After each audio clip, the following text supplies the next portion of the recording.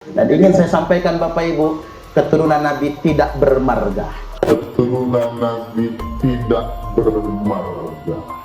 Sampah. Keturunan Nabi itu cuma dua, kalau nggak Al-Hasani, Al-Husaini. Dia bilang bahwa keturunan Nabi Muhammad itu tidak ada yang bermarga, tapi dia panggil atau menyebutkan Al-Hasani dan Al-Husaini. Apa itu bukan marga? Nanti dikerahkan malaikat sama saya. Blogspot yang di copy paste oleh Kiai Imad di dalam membatalkan nasab Alawi. Di sini dituliskan banyak teman-temannya nasab-nasab yang bersambung atau yang dianggap munqati atau terputus gitu ya teman-teman di sini.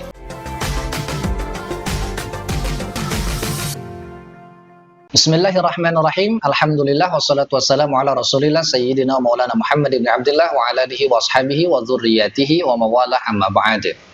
Teman-teman, di video ini kita akan menanggapi pernyataan terbaru dari Ustadz Suparman. Kita singkat saja namanya menjadi Ustadz Su, biar nggak ribet ya.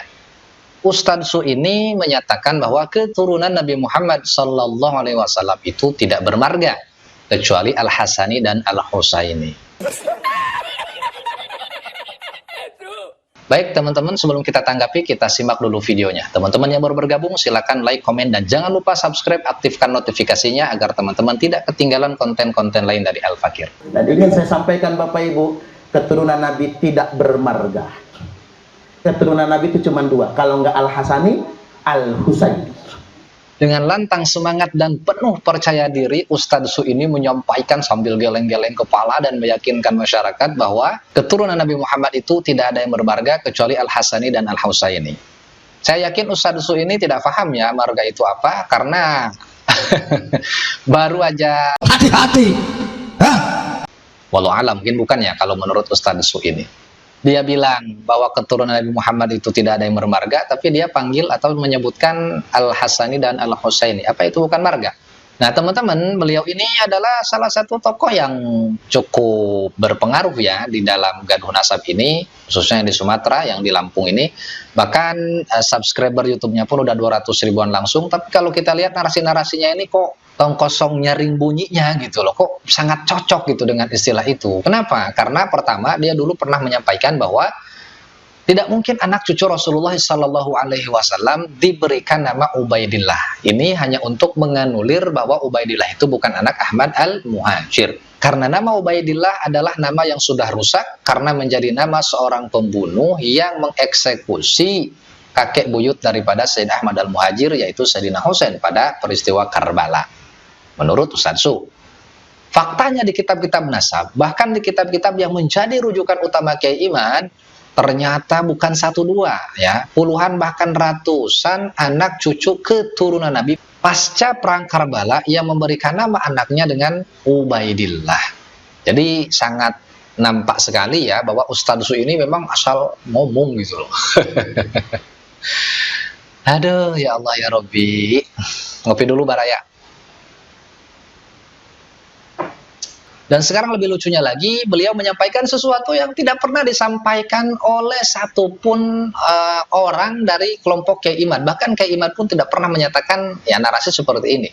Keluarga Nabi tidak bermarga, nggak pernah ya. Ini adalah pertama kali dari pihak Kiai Imad yang menyampaikan bahwa keturunan Nabi Muhammad itu tidak bermarga kecuali Al-Hasani dan Al-Husaini. Kita coba kasih tahu ya Ustadz Su ini apa sih marga itu? Kita cek teman-teman. Menurut Kamus Bahasa Indonesia atau KBBI, marga adalah nama keluarga, family, klan, atau nama marga. Marga merupakan nama yang menunjukkan asal keluarga seseorang. Jadi, marga itu adalah identitas atau status yang menunjukkan seseorang itu dari keturunan mana, dari suku mana ya kalau di Indonesia. Dan di Indonesia sendiri teman-teman banyak sekali suku-suku yang masih menggunakan marga di belakang namanya. Makanya marga ini pun sering disebut dengan nama belakang. Misalnya suku Batak yang masih kental dengan kemargaan. Seperti misalnya marga Nasution, Harahap, Siahaan, Simanjuntak, Sitompul, dan lain sebagainya. Begitu juga dengan suku Bugis yang masih kental dengan kemargaan atau nama belakang atau nama marga ya di belakang namanya.